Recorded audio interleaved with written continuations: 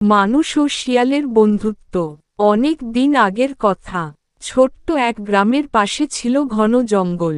সেই জঙ্গলে বাস করত নানা রকম জন্তু, জানোয়ার, পাখি আর এক বুদ্ধিমান শিয়াল। গ্রামের এক প্রান্তে থাকত রাহুল নামের এক যুবক, যার মন ছিল সবার প্রতি দয়ায় পরিপূর্ণ। একদিন রাহুল জঙ্গলে ঘুরতে গিয়েছিল। হঠাৎ সে দেখতে পেল একটি শিয়াল ফাঁদে পড়ে যন্ত্রণায় ছটফট করছে। তার পায়ে রক্ত ঝরছে। রাহুল ভয়ে একটু থমকে গেল, কারণ শিয়ালকে সাধারণত গ্রামের মানুষ হিংস্র বলেই জানত। তবে রাহুলের মমতাভরা মন তাকে এগিয়ে যেতে বলল। সে ধীরে ধীরে কাছে গিয়ে শিয়ালটিকে শান্ত করল, ফাঁদ খুলে দিল এবং তার ক্ষত জায়গা পরিষ্কার করে একটু কাপড় বেঁধে দিল। শিয়ালটি কাঁপতে কাঁপতে তাকালো রাহুলের দিকে, যেন তার কৃতজ্ঞতা প্রকাশ করতে চাইছে। রাহুল কিছু শুকনো খাবার দিল শিয়ালকে, এবং জঙ্গলের ধার ঘেঁষে একটা নিরিবিলি জায়গায় তাকে রেখে এল যাতে সে সুস্থ হতে পারে। প্রতিদিন বিকেলে রাহুল কিছু খাবার নিয়ে সেই জায়গায় যেত এবং শিয়ালের দেখাশোনা করত। দিন যেতে লাগল। শিয়ালটির পা ভালো হয়ে এল। তবে সে আর পুরনো বুনো স্বভাবের মতো পালিয়ে গেল না, বরং রাহুলের আশেপাশেই ঘোরাঘুরি করত। গ্রামের মানুষেরা অবাক হয়ে দেখত কিভাবে একটি শিয়াল একজন মানুষের বন্ধু হয়ে গেছে। অনেকেই বলত, এ তো নিশ্চয়ই কোনো আশীর্বাদ। এভাবেই রাহুল ও শিয়ালের মধ্যে এক অদ্ভুত বন্ধুত্ব গড়ে উঠল। শিয়ালটি রাহুলকে সবসময় অনুসরণ করত। কখনো রাহুলের ফসলের ক্ষেত পাহারা দিত, কখনো অদৃশ্য বিপদ থেকে তাকে রক্ষা করত।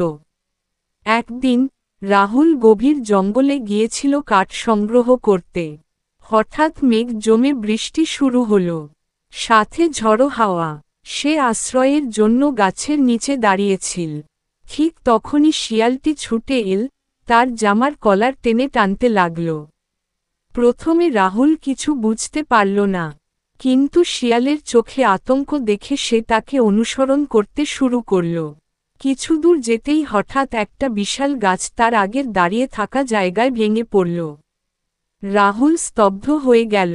যদি শিয়াল না আসত, হয়তো সে এখন আর বেঁচে থাকত না। সে মাটিতে বসে শিয়ালটিকে কোলে তুলে ধরে বলল, তুই শুধু আমার বন্ধুই নয়, আমার জীবন রক্ষাকারী। গ্রামে ফিরে রাহুল সবাইকে ঘটনাটা বলল। গ্রামের মানুষরা শিয়ালটির বুদ্ধিমত্তা ও সাহসের প্রশংসা করল। তারা ঠিক করল, এই শিয়ালকে কেউ আর কখনো কোনো ক্ষতি করবে না। শিয়ালও যেন গ্রামের একজন সদস্য হয়ে উঠল। ছোট ছেলেমেয়েরা তার সাথে খেলা করত, বুড়োরা তার মাথায় হাত বুলিয়ে দিত। দিন চলতে লাগল। রাহুল ও শিয়ালের বন্ধুত্ব আরও গভীর হল। শিয়ালটিকে রাহুল, সোনা নাম দিল। সোনা যেন রাহুলের পরিবারের একজন হয়ে উঠল। রাহুল যখন নতুন কোনো কাজ শুরু করত, সোনা যেন তার পাশে থেকে শুভ কামনা জানাত। গ্রামের কোনো বিপদ এলে সোনা আগেই টের পেত এবং গ্রামের সবাইকে সতর্ক করত। তার উপস্থিতি যেন গ্রামের মানুষের মনে সাহস জোগাত। একদিন গ্রামের ওপর চোরের দল আক্রমণ করল।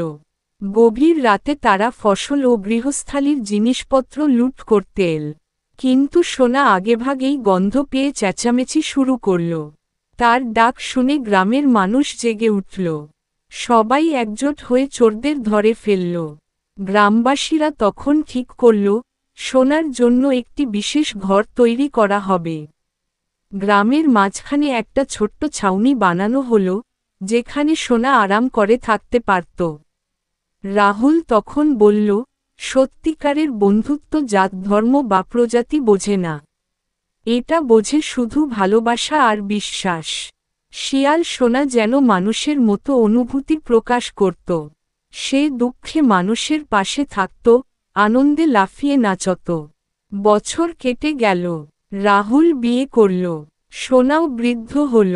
কিন্তু তাদের বন্ধুত্বে একটুও ফাটল ধরল না। একদিন বৃদ্ধ সোনা নিঃশব্দে রাহুলের পায়ের কাছে এসে চুপচাপ ঘুমিয়ে পড়ল। আর কখনো জেগে উঠল না। রাহুল তার চোখের জল ধরে রাখতে পারল না। সে বলল, তুই শুধু একটা শিয়াল ছিলি না, তুই ছিলি আমার জীবনভর সবচেয়ে বিশ্বস্ত বন্ধু। গ্রামবাসীরা শোনার জন্য একটি সমাধিস্থল তৈরি করল, আর তার ওপর একটা ফলক বসাল, যেখানে লেখা ছিল, ভালোবাসা যেখানে থাকে, বন্ধুত্ব সেখানে অমর হয়।